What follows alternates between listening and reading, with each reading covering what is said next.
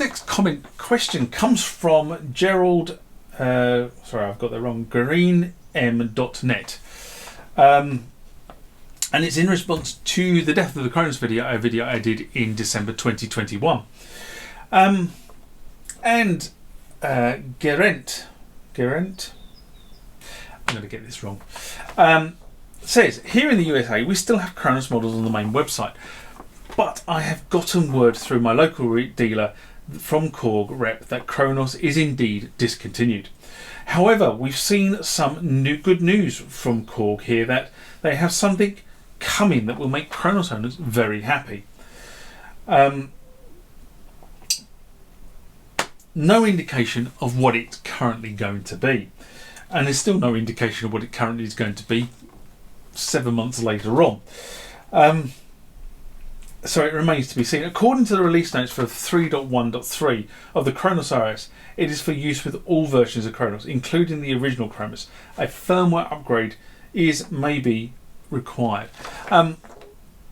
This is one of the good things about Korg, is for all versions of Kronos, whether you had the original X or 2, the operating system was pretty much supported by all of the versions up until the last one. And no, the Nautilus is not a Kronos. It's an excellent instrument and very, very similar to Kronos.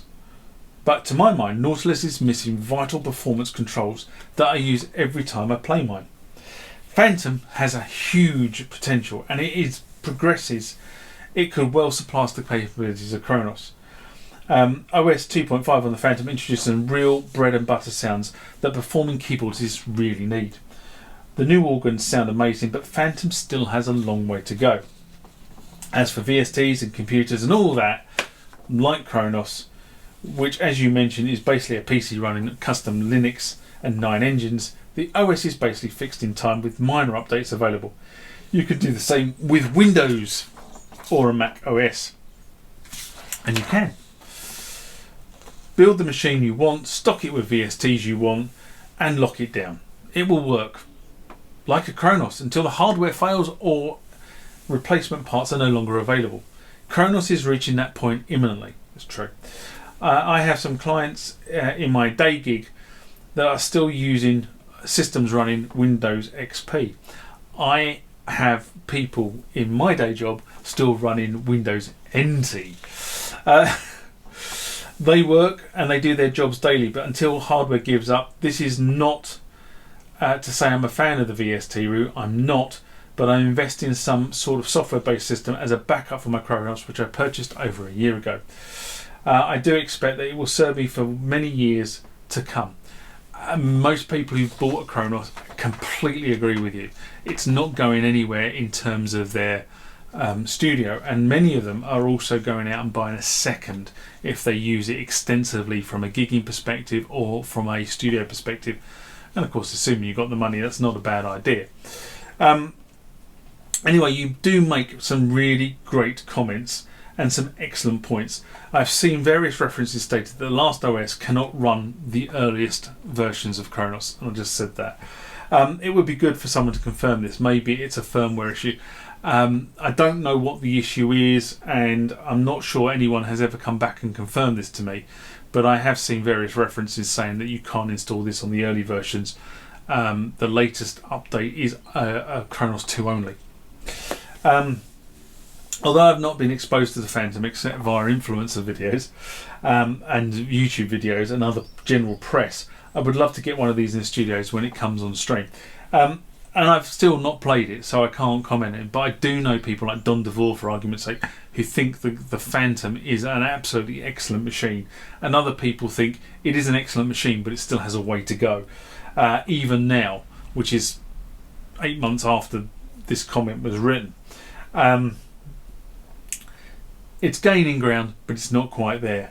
And on your last point, as I said, Windows XP machine for specific tasks. I kept my Mac at Catalina, I have to be honest, because Roland stopped supporting certain drivers on certain legacy tech, and other manufacturers have been a little bit better, but Roland have really been the worst and got the brunt of the sort of the barrels here. But you do need to now, if you're running legacy tech and you're running things that need USB drivers and such like, You're having to keep your old machine around at a certain level, otherwise all of a sudden it don't work anymore. Remember, like, comment, subscribe to the channel. Go over to Instagram and follow me there. Go over to Facebook, follow me there. That's where the normal notices are.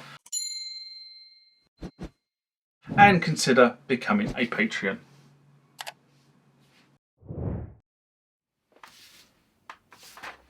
Next question comes from What's Quantize? In response to Korg, a video I did in January 2022. And he writes, "Hi, I'm looking for an easy to use, battery powered, small, lo-fi sampler. What would you recommend?" Good question, not easy to answer. There are a number of variables I suppose we need to be feeding into this simple equation in terms of selection. Unit size. Yeah. Do you need it portable? Do you need it not so portable? What sort of cost are you looking at?